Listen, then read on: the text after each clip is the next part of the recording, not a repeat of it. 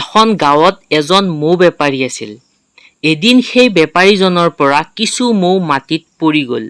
মৌবোৰ মাটিত পৰি থকা দেখি আহিল এজাক মাখি।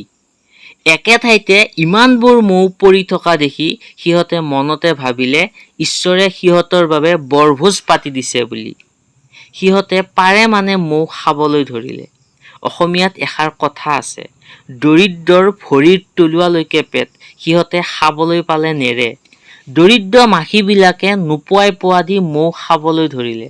খাওঁতে খাওঁতে সিহঁতৰ পেটবোৰ ঢোল যেন হ'ল। কিন্তু ঠেং আৰু পাখিবোৰ মৌৰ আঠাত জপতিয়াই লাগি ধৰিলে।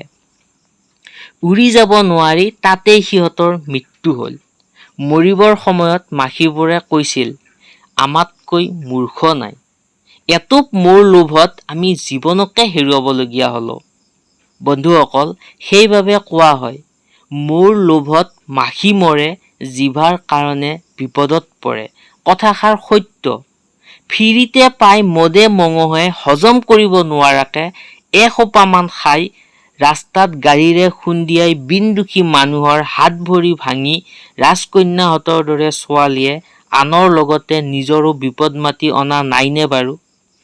আমাতকৈ আৰু মূৰ্খ নাই।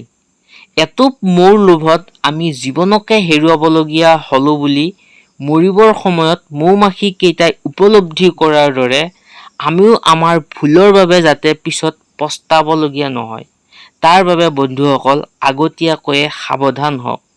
নিজৰ বিপদ নিজে নিজে মাতি নানি জীৱনটো সুন্দৰকৈ উপভোগ কৰক। বন্ধুসকল, আজিলৈ ইমানেই।